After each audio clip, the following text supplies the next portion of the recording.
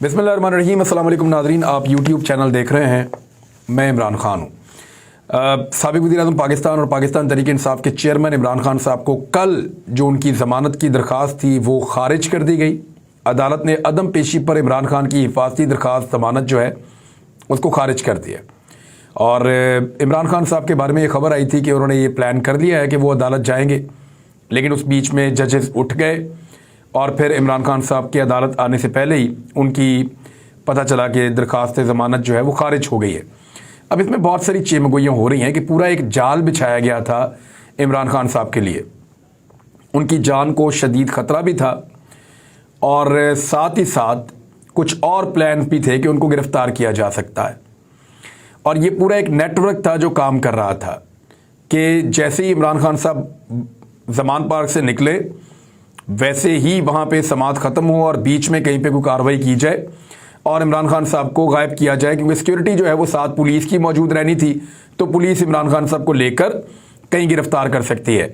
अब क्योंकि इमरान खान साहब पाकिस्तान में वज़ीर-ए-आज़म रहे हैं और पाकिस्तान के अंदर लोग उनसे अब प्यार करते हैं और जो पाकिस्तानी हैं वो 76% तो शहबाज शरीफ के सर्वे के मुताबिक इमरान खान को वोट डालना चाहते हैं, तो मकबूलियत की वो अपनी मिराज पे है। तो इस वक्त जो इमरान खान साहब की मकबूलियत है वो इदारों के अंदर भी है, तो इमरान खान साहब को इन्फॉर्मेशन पहुंच जाती है, उन्हें पता चल जाता है जो भी सीक्रेट कार्रवाई हो रही होती है। तो इमरान खान साहब को आइडिया हो गया था कि उनको एक ऐसी कोशिश की जा सकती है कि उनको दोबारा से हमला हो सकता है, और दूसरा उनको अगवा करने की भी कोशिश की जा सकती है कि वहाँ से गायब करके गिरफ्तार कर दिया जाए और उसके नताइज फिर पूरे पाकिस्तान को भुगतने पड़ने थे। हालात फिर आपको पता है कि किस नहज पे जाने थे और कौन सी चीज़ें फिर हमने विटनेस करनी थी। लेकिन ये भी कहा जा रहा है कि इमरान खान साहब ने चीज़ों को प्लान कर लिया था और आखिरी वक्त पे वो निकलने वाले थे, तो उस वक्त अदालत जो है वो बर्खास्त हुई और इमरान खान साहब की दरख्वास्त ज़मानत जो है उसको मुस्तरद कर दिया गया। अब हाई कोर्ट के जस्टिस बाकर नजफी साहब की सरबराही में 2 रुकनी बेंच ने दूसरे रोज़ भी इसकी समाअत की थी। अदालत ने आखिरी सेशन में पेश होकर वजाहत ना देने पर इमरान खान को तौहीन अदालत का नोटिस जारी करने का इंदिया देते हुए उन्हें शाम 6:30 बजे तक हर सूरत पेश होने का हुक्म दिया था। अलबत्ता इमरान खान मुकर्ररा वक्त तक पेश ना हो सके। लाहौर हाई कोर्ट ने मुकर्ररा वक्त तक पेश ना होने पर अदम पैरवी पर इमरान खान की हिफाजती ज़मानत की दरख्वास्त खारिज करते हुए चेयरमैन PTI हाज़िरी माफ़ी की दरख्वास्त भी उनकी मुस्तरद कर दी। जस्टिस बाकर नजफी ने रिमार्क्स में कहा कि अदालत ने 6:30 पर तलब किया, लेकिन दरख्वास्त गुजार अदालत में पेश नहीं हुए। अदम पैरवी पर दरख्वास्त खारिज की जाती है। जो तहरीरी फैसला है वो क्या है? लाहौर हाई कोर्ट ने इमरान खान की हिफाजती ज़मानत की दरख्वास्त मुस्तरद होने को तहरीरी हुक्म जारी कर दिया है, जिसमें लिखा है कि जस्टिस अली बाकर नजफी की सरबराही में 2 रुकनी बेंच ने तहरीरी हुक्म जारी किया। हुक्मनामे में लिखा गया है कि शाम 5 बजे केस की समाअत शुरू हुई तो दरख्वास्त गुजार के वकील ने इमरान खान को पेश करने की मोहलत मांगी, जिस पर कार्रवाई 6:30 बजे तक मुलतवी की गई। 6:30 बजे केस की समाअत शुरू हुई तो दरख्वास्त गुजार और ना ही उसके वकील अदालत में पेश हुए।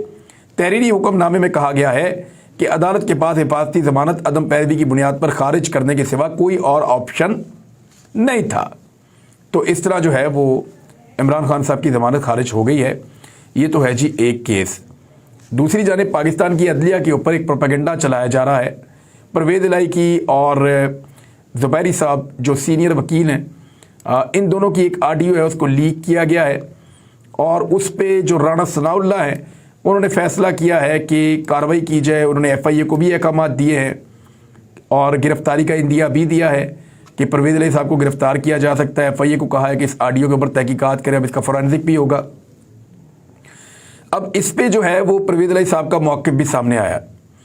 परवेज़ इलाही साहब क्या कह रहे हैं? परवेज़ इलाही साहब का ये कहना है कि इसमें परवेज़ इलाही साहब का और आबिद ज़ुबैरी साहब जो सीनियर लॉयर हैं और वकला रहनुमा हैं, उनका मौक़िफ़ सामने आ गया है।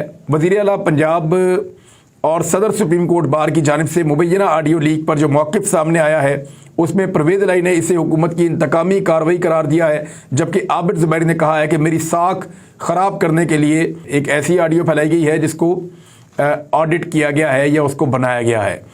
परवेज़ इलाही ने कहा कि ऑडियो में कोई गलत बात नहीं की गई। मोहम्मद खान भट्टी के केस के लिए एक वकील के साथ गुफ्तगू को टेप करके गलत रंग दिया गया है। उन्होंने मजीद कहा कि मोहम्मद खान भट्टी 10 दिन से लापता है। इनकी अहलिया ने सुप्रीम कोर्ट में अपील की है, आखिर वो केस भी सामने आना है। اگر کوئی فلاں بندہ انصاف کے لیے اپنے وکیل کے ذریعے عدالتوں سے رجوع کرتا ہے تو اس میں یہ گناہ ثابت کرنا چاہ رہے ہیں۔ اب پرویز علیہ صاحب کا اپنا ایک موقف ہے، عابد زبیری صاحب کا اپنا ایک موقف ہے، رانا ثناء اللہ انہیں گرفتار کرنا چاہتے ہیں، لیکن ایکچولی پاکستان میں عدلیہ کے خلاف اب ایک مہم چل رہی ہے اور بہت طاقتور تگڑے لوگ یہ مہم چلا رہے ہیں۔ مثال کے طور پہ لاہور ہائی کورٹ کے چیف جسٹس صاحب کو مبینہ طور پہ دباؤ میں لینے کی ایسا لگتا ہے کہ کوشش کی جا رہی ہے، بار بار ان کے خلاف ٹرینڈز چلائے جاتے ہیں، بار بار ان کے خلاف جو ہے وہ گھٹیا قسم کے ٹویٹس کیے جاتے ہیں، اور مریم نواز کا میڈیا سیل یہ کر رہا ہے، حتیٰ کہ دباؤ بڑھانے کے لیے ان کے جو داماد ہیں جو پاکستان تحریک انصاف کا حصہ ہیں، علی افضل شاہی، فیصل آباد سے ان کا تعلق ہے، ان کے اوپر بھی ایک مقدمہ بنا دیا گیا ہے۔ میں نے جب اس کے اوپر تحقیقات کی ہے تو کچھ چیزیں میں آپ کے سامنے لاتا ہوں تاکہ آپ کو ان کا گھناؤنا چہرہ نظر آئے۔ علی افضل شاہی ان چند منسٹرز میں سے ایک ہے جس نے بڑا شاندار کام کیا ہے پنجاب کے اندر، زبردست کام یہ آدمی کرتا رہا ہے۔ اب کیونکہ یہ داماد ہیں چیف جسٹس آف پاکستان کے، تو اس بات کا پی ایم ایل این فائدہ اٹھا رہی ہے۔ میں اس بندے کے بارے میں آپ کو یہ بتا دیتا ہوں کہ اگر تو پیسہ بنانا ہو نا تو چیف جسٹس کے داماد کو کبھی بھی سیاست میں آنے کی ضرورت نہیں ہے، اس کو وکالت کرتے رہنے کی ضرورت ہے۔ لیکن علی افضل شاہی وکالت نہیں کر رہے، وہ سیاست میں آ گئے ہیں، تو پیسہ بنانا ہے تو وہ وہاں وکالت میں جائیں، وہاں پہ بہت سارے آپشنز ہیں، اپنے کیسز لگوائیں عدالتوں کے اندر اور کیسز جیتے اور کروڑوں روپیہ بنائے روزانہ کے حساب سے۔ لیکن وہ یہ نہیں کر رہے، وہ یہاں پہ سیاست کر رہے ہیں، اور انہوں نے میرٹ کے ساتھ سیاست کی ہے۔ ان کے اوپر جو کیس بنانے کی کوشش کی گئی ہے وہ بھی بڑا بھونڈا کیس بنایا گیا ہے علی افضل شاہی پہ۔ ایک نوجوان سیاستدان ہے، بہتر آدمی ہے، اور میں نے ہر ایک سے اس کی تعریف سنی ہے۔ سب لوگوں نے یہ کہا ہے کہ یہ ایماندار آدمی ہے، اس نے کوئی بے ایمانی نہیں کی ہے، اور یہ خاندانی آدمی ہے۔ اب ایک ہوا یہ ہے کہ پہلے گرفتار کیا گیا کیونکہ کرپشن جو ہے وہ چودھری پرویز علیہ صاحب وغیرہ نے کی ہے۔ میں آپ کو کلیئرلی کہہ رہا ہوں، چودھری پرویز علیہ نے، مونس علیہ صاحب وغیرہ نے، ان کے اوپر کرپشن کے ایلیگیشن سیریسلی ہیں۔ اور ایک بندہ گرفتار ہوا تھا، آپ کو یاد ہوگا، فرحان۔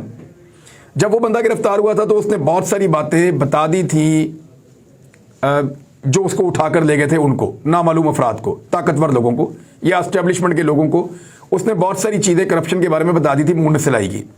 مونس علیہ اسی بیچ میں پاکستان چھوڑ کے پاکستان سے باہر چلے گئے اور وہ ابھی تک واپس نہیں آئے۔ جب یہ فرحان جو تھا اس نے ساری چیزیں بتائیں، اس کے بعد عامر راں کو گرفتار کیا گیا۔ ان کا تعلق بھی مونس علیہ کے ساتھ ہے، یہ بھی ایک وکیل ہیں، اور چند دن تک یہ غائب رہے۔ کسی پولیس نے بھی کہا ہمارے پاس نہیں ہے، ایف آئی اے نے کہا ہمارے پاس نہیں ہے، تو پھر یہ بھی کہیں اسٹیبلشمنٹ کے قابو میں تھے۔ پھر اس کے بعد یہ باہر آتے ہیں۔ اس کے بعد محمد خان بھٹی جو پرویز علیہ صاحب کے بہت قریبی آدمی ہیں، ان پہ اور پرویز علیہ صاحب کے اوپر ریڈیں شروع ہو جاتی ہیں، کیونکہ جن لوگوں نے ان کو اٹھایا تھا ان کے پاس کافی مواد آ گیا اور بہت ساری انفارمیشن مل گئی ہے۔ مونس علیہ اگر پاکستان میں ہوتے اور ان کی اسٹیبلشمنٹ سے ڈیل نہ ہوتی تو وہ 100% گرفتار ہو جاتے۔ یہ انفارمیشن میں نے ساری اکٹھی کی، آپ کو بتا رہا ہوں میں کہ جو کرپشن کی کہانیاں اس وقت پرویز علیہ صاحب اور مونس علیہ صاحب سے جڑی ہوئی ہیں، ان کے کچھ لنک اس وقت پاکستان کی اسٹیبلشمنٹ کے ہاتھ لگ چکے ہیں، تو ان کے ہاتھ بالکل صاف نہیں ہیں۔ اب اسٹیبلشمنٹ دباؤ ڈال رہی تھی کہ عمران خان کا ساتھ چھوڑ دو، اگر تم عمران خان کا ساتھ چھوڑو گے تو یہ کیسز نہیں کھلیں گے، لیکن اگر عمران خان صاحب کا ساتھ دو گے تو پھر ان کا سامنا کرنا پڑے گا۔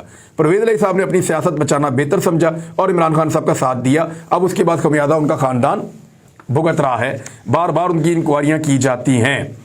اب جب یہ محمد خان بھٹی تک پہنچے تو پتا چلا کہ رانا اقبال نامی کوئی ایک ایکسین ہے، وہ جو سی این ڈبلیو ایک محکمہ ہے جو تعمیرات وغیرہ یہ ساری چیزیں کرتا ہے، ڈیولپمنٹ۔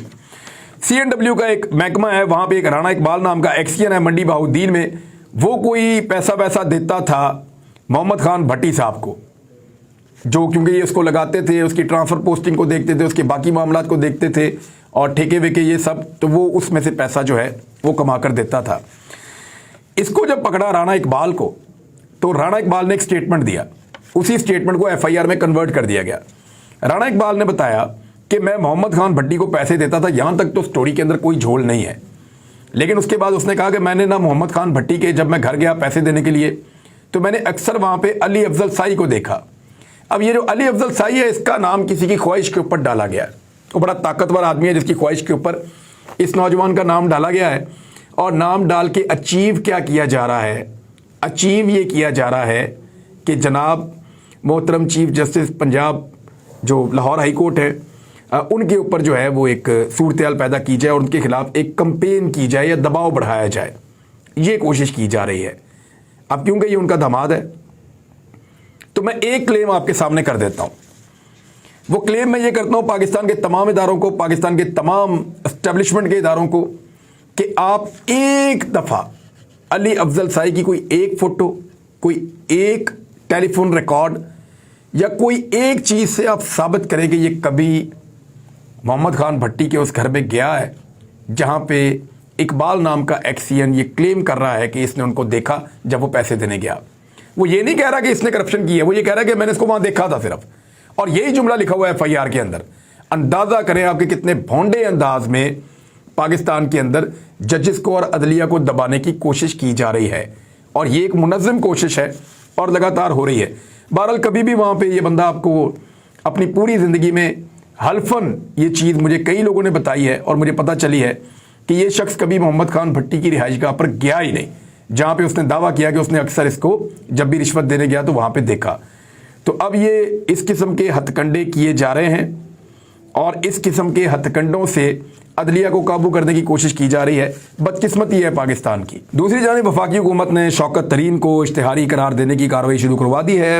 اسحاق ڈار صاحب کے بارے میں مختلف خبریں آ رہی ہیں، کچھ لوگ کہہ رہے ہیں کہ وہ استعفیٰ دینے جا رہے ہیں، اور کچھ لوگ یہ بتا رہے ہیں کہ اسحاق ڈار صاحب کے خلاف پی ایم ایل این کے اندر بڑا سخت رد عمل آ گیا ہے۔ انہوں نے جو اکانومی کو تباہ کیا ہے، مسلم لیگ نون کے اندر سے لوگ آوازیں اٹھا رہے ہیں کہ ڈار کی سیاست ہم سب کو تباہ کر دے گی، اور اسحاق ڈار جس طرح سے اکانومی کو چلا رہے ہیں ایسے اکانومی چلتی ہی نہیں ہے۔ تو اندر سے آوازیں اٹھ رہی ہیں اور اس کی وجہ سے شدید دباؤ ہے نواز شریف پہ، مریم نواز پہ، شہباز شریف پہ کہ اسحاق ڈار کو ہٹایا جائے، اور کچھ لوگ کہتے ہیں کہ اسحاق ڈار کا استعفیٰ آ جائے گا اور وہ اس وقت پاکستان میں مبینہ طور پہ موجود نہیں ہے۔ ادھر مریم نواز صاحبہ نے ایک سٹیٹمنٹ دے دیا ہے اور اس سٹیٹمنٹ سے پاکستان میں بھونچال آ گیا ہے۔ مریم نواز کا یہ کہنا ہے کہ مریم نواز کی حکومت ہی نہیں ہے پاکستان میں۔ انہوں نے کہا ہماری تو حکومت ہی نہیں ہے پاکستان میں، اور ہماری حکومت تو تب آئے گی جب نواز شریف پاکستان میں واپس آئے گا، اس سے پہلے ہماری پاکستان میں حکومت نہیں ہے۔ اب میں آپ کو کچھ چیزیں جو ہیں وہ بتاتا ہوں۔ جب حکومت بنی تھی اس وقت مریم نواز نے کیا کہا تھا، ذرا یہ ٹویٹ آپ دیکھیں۔ یہ میری نہیں، یہ حکومت میری نہیں ہے، مریم نواز نے اب کلیم کیا، کیونکہ گند بڑا پڑ گیا نا۔ یعنی پہلے یہ کہہ رہے تھے کہ ہماری حکومت 29 نومبر کو آئی ہے، جب تک جنرل قمر جاوید باجوہ تھے تب تک ہماری حکومت نہیں تھی، ہماری حکومت 28 نومبر کے بعد آئی ہے، یہ مریم نواز نے کہا تھا۔ پہلے کہا کہ 28 نومبر کے بعد ہماری حکومت آئی ہے، اور اب کہہ رہے ہیں کہ ابھی بھی ہماری حکومت نہیں ہے۔ اچھا 28 نومبر سے پہلے کیا کہہ رہے تھے، ذرا یہ بھی آپ دیکھ لیں۔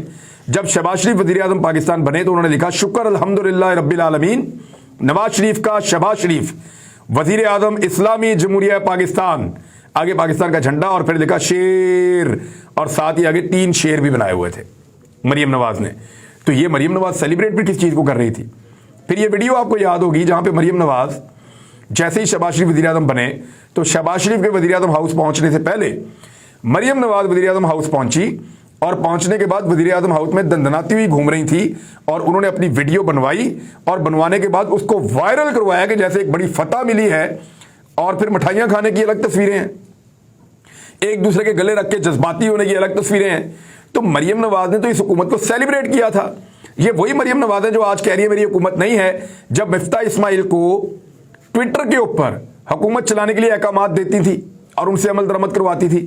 یہ وہی مریم نواز ہے جنہوں نے کہا کہ ہم نے اسحاق ڈار کو لانے کے لیے بڑی محنت کی ہے اور اب ان کو واپس آ جانا چاہیے، اسحاق ڈار کو لا کے وزیر بنایا۔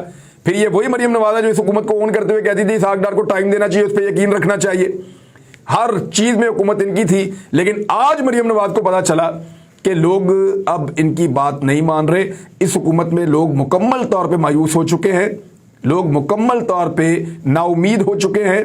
تو اب انہوں نے یہ سوچا کہ حکومت کو ہی ڈسون کر دو، یعنی اپنا وہ چچا جس کے گلے لگ لگ کے انہوں نے سیلیبریشنز کی تھی، اسی چچا کو ڈسون کر دیا کہ جناب یہ چچا کی حکومت ہے، ہماری نہیں ہے۔ حالانکہ اس سے پہلے کے ٹویٹ، اس سے پہلے کی ویڈیوز، اس سے پہلے کے بیانات، یہ اس حکومت کو بار بار اون کرتے رہے ہیں، آج بھاگ رہے ہیں، اور بھاگنے کی ایک پرانی روایت ہے۔